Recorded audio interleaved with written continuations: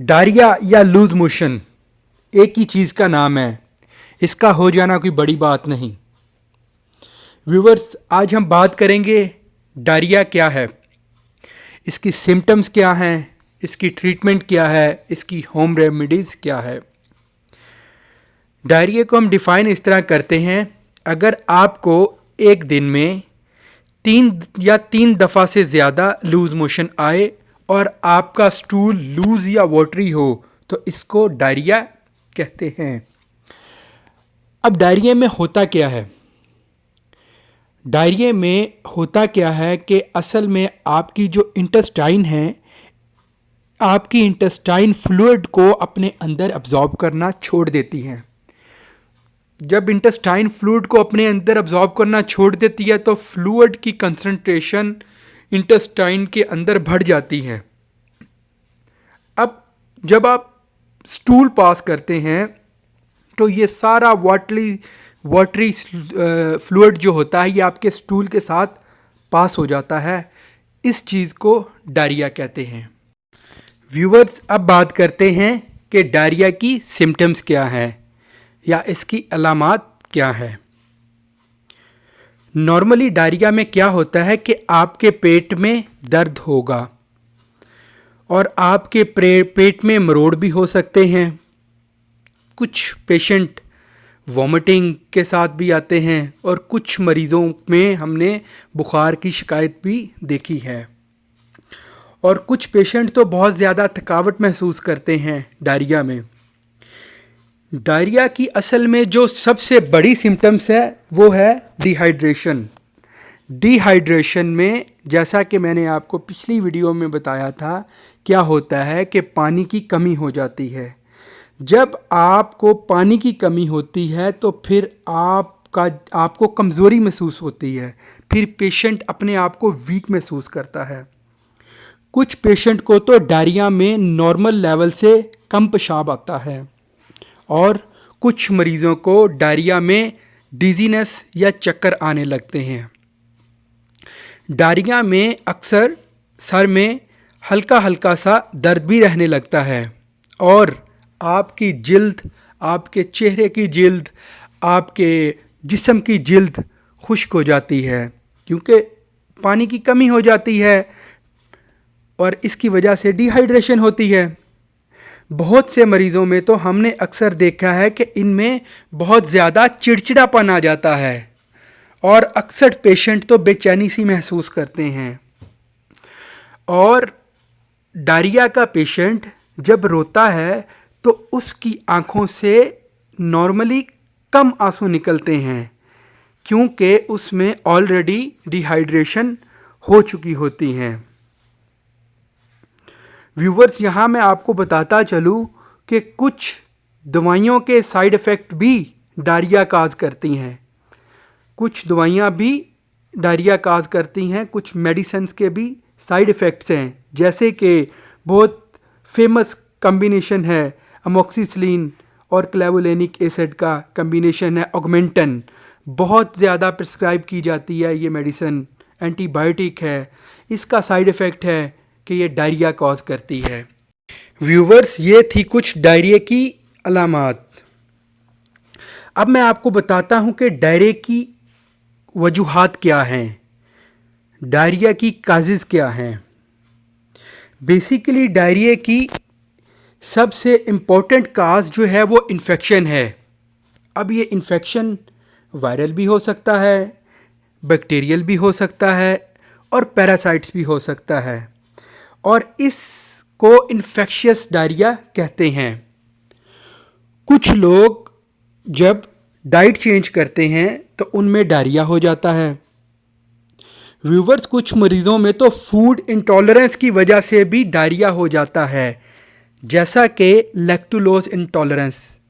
Basically अब इसमें होता क्या है कि जब आप दूध पीते हैं तो इसमें दूध में लैक्टोलोज होता है जिसकी वजह से डायरिया हो जाता है। नॉन मुस्लिम कंट्रीज़ में डायरिया की एक बड़ी वजह एक्सेसिव अल्कोहल कंजप्शन है। व्यूवर्स, कुछ लोगों को माल अब्जॉर्प्शन की वजह से भी डायरिया होता है, जैसा कि उनके पैंक्रियाज में कोई प्रॉब्लम हो।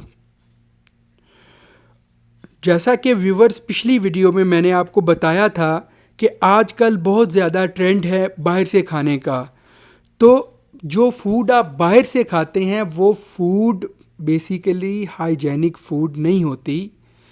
कंपैरेटिवली वो फूड जो आप घर में बनाते हैं, घर में बनाने वाली फूड टोटल हाइजेनिक फूड होती है। कोशिश करें कि आप बाज़ार से खाना मत खाएं, वो अनहाइजेनिक फूड होती है। अब कुछ लोग जब बाहर से खाना खाते हैं तो उनको डायरिया हो जाता है। उसकी वजह ही यही है कि बाहर की फूड अनहाइजेनिक फूड है।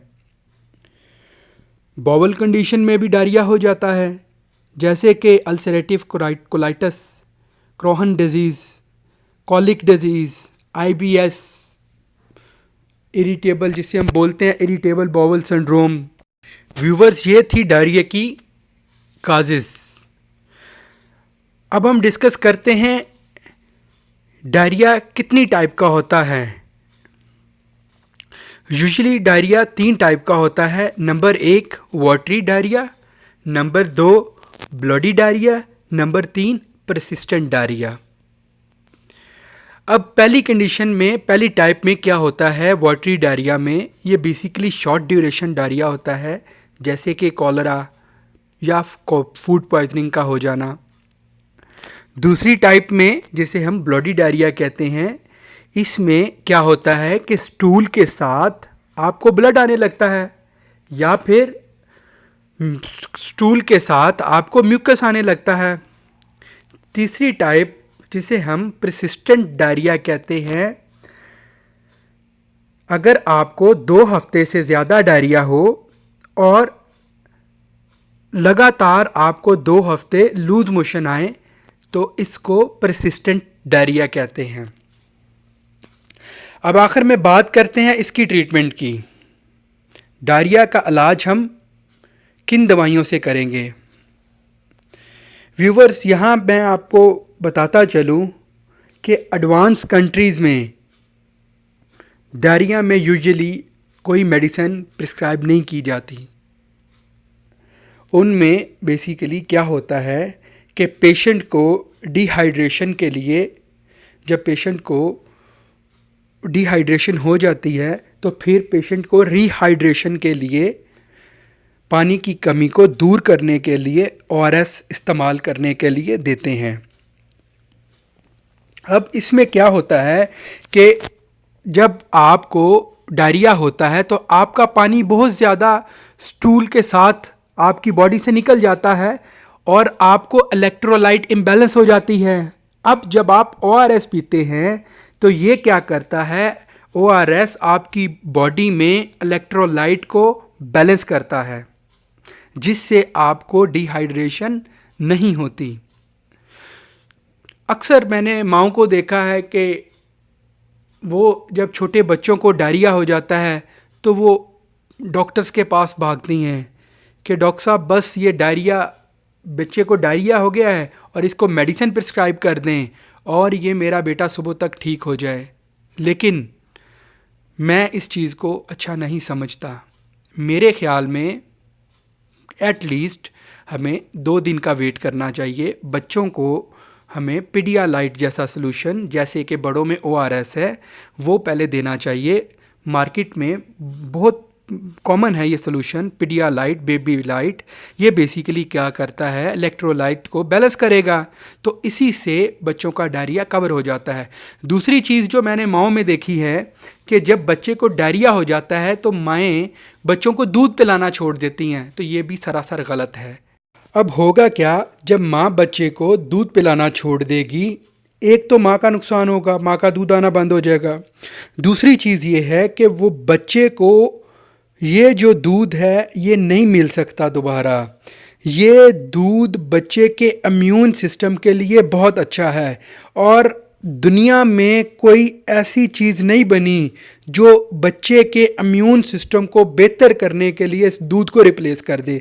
तो लिहाजा मेरी माँओं से गुजारिश है, बच्चों को 2 साल तक दूध पिलाएं। अगर उनको डायरिया होता है तो इससे परेशान होने की ज़रूरत नहीं है, बच्चे का दूध नहीं बंद करना चाहिए। अब बात करते हैं कि डायरिया में मेडिसिन कौन सी यूज़ होती है। यूजुअली जो मोस्ट कॉमन मेडिसिन डायरिया में यूज़ होती है वो है इमोडियम, जिसका जेनेरिक नेम है लोपरामाइड। इमोडियम की जो स्टैंडर्ड डोज है वो एक दिन में 4 मिलीग्राम है, यानी कि अगर आपको डायरिया होता है तो आप एक दफ़ा 2 कैप्सूल्स ले सकते हैं, और फिर उसके बाद जब आपको स्टूल पास हो उसके बाद आप 1 कैप्सूल ले सकते हैं। हर स्टूल के बाद आप 1 कैप्सूल ले सकते हैं, और मैक्सिमम एक दिन में आप 16 मिलीग्राम इमोडियम खा सकते हैं, यानी कि 16 मिलीग्राम से ज़्यादा आप इसकी डोज को एक्सीड नहीं कर सकते। दूसरे नंबर पर डायरिया में जो मोस्ट कॉमन मेडिसिन यूज़ होती है वो है एट्रोपिन और डाइफिनॉक्सिनेट। व्यूवर्स, यहाँ मैं आपको बताता चलूँ कि कोई भी मेडिसिन इस्तेमाल करने से पहले एक दफ़ा अपने फार्मासिस्ट या फिजिशियन को ज़रूर कंसर्न कर लें। अब आखिर में एज यूजुअल मैं आपको बताऊंगा कि कौन सी होम रेमेडीज़ इस्तेमाल करके आप डायरिया से छुटकारा हासिल कर सकते हैं। अगर आपको डायरिया हो गया है तो आप कोशिश करें सॉफ्ट फूड खाएं, जैसे कि उबले हुए आलू, वाइट राइस, क्रैकर्स, टोस्ट।